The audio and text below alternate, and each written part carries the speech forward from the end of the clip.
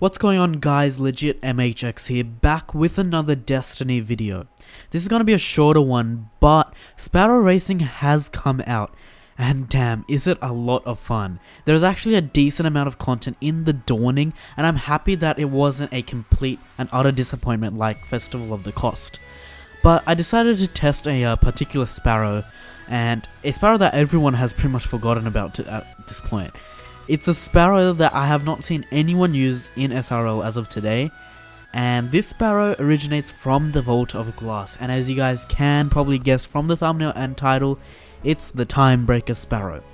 Now, I was actually extremely surprised at the Sparrow. Now, I was expecting it to be not the greatest of Sparrows, slower of the pack, disadvantaged in comparison to the other Sparrows, but it's actually a lot better in my opinion. I was actually really expecting it to be bad, and I wanted to see how it would work, and it'd be a cool thing and sort of something like fun to do. But using it, I was actually really surprised, and it is actually my favorite Sparrow to use in SRL today.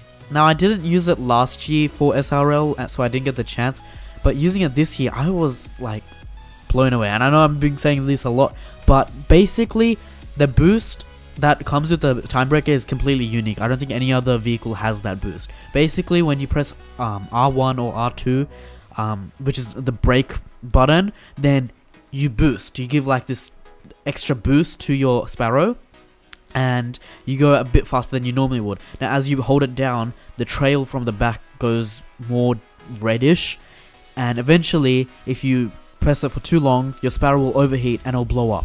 Now, this is the main part of the Sparrow. This is why the Sparrow is good.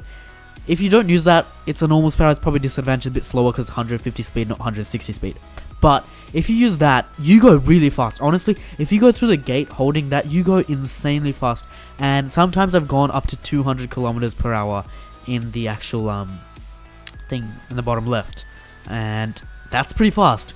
The Sparrow normally goes, I think, around 120 to 130 when you're not boosting, but you can get it up really high, and I think as the more overheating you get it, the faster it goes. And also, when you actually overheat it, your screen will go a bit more back, and the Sparrow will start getting destroyed, and this trail will be full orange. At this point, your Sparrow is like literally lightning fast. It is actually so fast at this point, and you actually like slingshot across the entire map because of how fast it is. I know it might be sort of exaggerating, but you guys can see it on the screen. I probably have some gameplay up of me actually doing that. It's actually insanely fast. But the only disadvantage is once you do that, eventually you do blow up. The Sparrow does blow you up, and you do have to respawn. But if you do use this correctly, it can benefit you a lot. So, for example, you can actually use this to get ahead of the pack. Say there's a group of people, and if there's a straight, you can just do that boost, go up ahead, and then spawn. Sure, you'll be put back a bit, but you will still be ahead, considering the amount of leap that you did with the Sparrow. I've done this a few times. Majority was unsuccessful, but sometimes it worked really well. And the other thing that works really well with this boosting and overheating the actual Sparrow is at the end of the race. When you're like 10 seconds away from the finish line, I'd hold down the boost, and if you're in a group of like 3 people and you're battling out who's gonna be first, if you do this, you're gonna end up overheating just before the finish line, and you will just slingshot across the finish line, and you'll just destroy the people that you are trying to battle against to get that first place. It is actually really good, and I sort of find it like an exploit, but it's there, and you can use it. They gave the Sparrow, they gave this ability, they gave that speed, and it's so good. I mean, this is like the only Sparrow I use now. I mean, I don't have much Sparrows, but it is actually so much fun. It also makes the game so much more fun and hard, sort of, because there's a lot of tactics that goes behind it. You have to not make sure you overheat, but use the boost at the right time. Using the boost during the boost gates is really what gives you the best launch and best slingshot, and you want to always stay near that overheating to middle overheating range, because that's when you go the fastest, but you don't want to do it too much to the point where you overheat.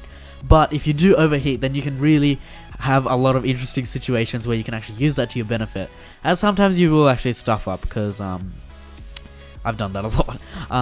But yeah, it's actually so much fun, and I try to tell you guys, if you guys don't have the, if you guys do have the Timebreaker, if you guys don't, I'm sorry, but if you guys do have the Timebreaker, go out and play SRL with it. It is actually so much fun.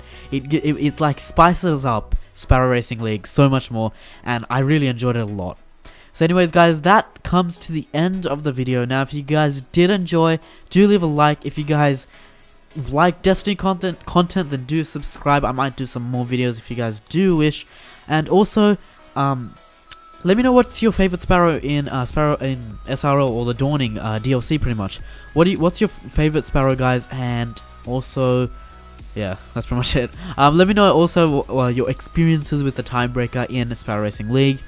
And yeah, that's pretty much it, guys. Hope you guys did enjoy. This was a shorter video, just a video about the Timebreaker, but I hope you guys did enjoy. And this was once again LegitMHx signing out.